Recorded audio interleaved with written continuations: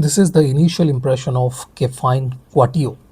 Now this one is a very interesting IM, and there is good amount of hype going around this.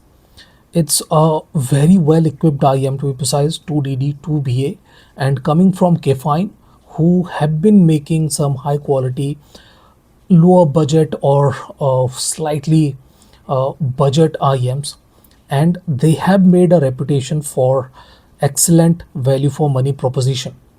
What they have done with the Quatio is they have offered a very good setup of drivers, and they have been offering a very good quality cable too. Now, even the budget IEMs do not come with bad looking or cheaper looking cables. Now, this one being priced at $130 comes with a very good quality modular cable. It comes with 4.4 and 3.5 mm modules, and if you guys look into the cable too, this one does not look cheap or anything like that. Aesthetically pleasing is another word, and there is barely any issues with memory either, so no annoyance, to be precise. It barely has any microphonics for us to be worried about. So very good quality accessories, and the case has changed a bit. I definitely would have liked a golden accent to the Kefine name here, but it's okay. It looks nice. It has good amount of space inside the case, and we are getting some tuning nozzles too. Now, the silver nozzle is the balanced one that balances the bass and treble, while the black one is offering a bit more bass. I have the golden nozzle, golden face nozzle, which offers better treble clarity, and let me explain you why I have the golden nozzle. Because with the silver nozzle it was kind of okay, but I was kind of feeling that the stage and the air that I was expecting in the treble range was not available with the silver filter, the standard filter. With the black one I didn't bother to try that, because I was not looking for a basic signature but better clarity and better air in the treble range, so I didn't bother. I switched directly to the golden filter or golden nozzle, and this one offers a reasonable amount of clarity. Okay, I'm not going to say that this is the best treble clarity you can get even at $130, because there is an IEM even at this price range that can offer better treble clarity, but it is much better with the golden filters. Okay, if we start talking about the build and that kind of stuff, I was not exactly comfortable with this build. Okay, you guys can see it kind of is of a different kind of shape and has very good depth, no issues with the depth or anything, but it does not offer the kind of traction I was expecting from Kefine, to be precise. Their cheaper IEMs have slightly better fit and slightly better stability inside the ear. This shape, this exact shape is not exactly helping with the stability inside the ear.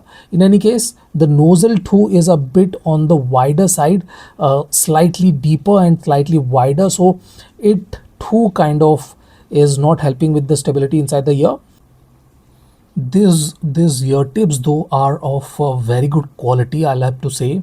They are supple, soft, and do not feel cheap or rubbery, to be precise, and I'm liking the comfort of these softer ear tips. They are very comfortable inside the ear, and they do not feel like they are going to slide out. They are sticky too, reasonably sticky. So these ear tips, there's slightly thinner walled smoked ear tips are of my choice, to be precise. If we start talking about the sound quality, that is where this IEM has some doubts in my mind. It created some doubts in my mind, to be precise. It is a very capable IEM. Okay, no issues with that at all. I'm liking the way this IEM is rendering the whole spectrum. Excellent clarity in the mid and treble range. Sonics and that kind of stuff are very well maintained. They have very good transient effects. Movement inside the head is very good. But if we start talking about the base. That is why somehow I feel that it does have the area of impact. It has the sub bass extension, it has the rumble, kind of rumble, but there isn't much weight behind the notes. So that is a small issue with the Kefine Quatio. It has the area, it has the pseudo movement of air, I'll have to say, because it kind of feels like it is trying to push the air inward, but the air is not moving. So it kind of feels like there is a bit of veil with the lower end. Okay, it has good mid bass. Okay, area of impact, as I have mentioned, is good. Does not feel like it is not trying to move the air, but the air is not exactly freely moving. So that is a limiting factor here. It has good clarity though, good clarity, good definition, good layered definition, layered presentation, and good dynamics. It does not feel like it is being woolly or muddy or anything like that. So that is a very good thing. Even though it has two dynamic drivers, it is not trying to be a bassy IM, and that is a welcome change in my opinion. If we move on to the mid range, that is where somehow I feel that it could have been slightly more forward, could have been slightly more, I will say, smoother too. It kind of feels like it is slightly unfinished. It has some kind of rawness to it. It sounds a bit more cold and slightly dry. So it does not have that kind of refined or I'll say finished kind of feeling to it. Both male and female vocals sound good, but there is a bit of rawness to them. It kind of feels like the body of the notes are not that well finished.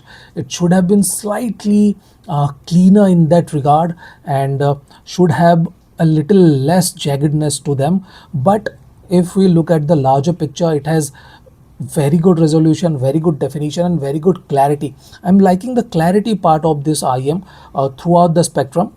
No issues with the clarity, accuracy, or precision with this one, but the tonality, as I was saying, is a bit on the crispier, colder, and slightly drier side. So it is kind of trading its musical or juicy part for a bit more cleaner clarity and detailed presentation, transparent presentation. So yes, it is very good with the clarity, but does not have the smoothness or warmth of some other similarly priced, not similarly priced, similarly equipped IM, KVS KE4 I'm talking about. So this is, even though has similar kind of setup to that, does not have the warmth or smoothness of the KE4.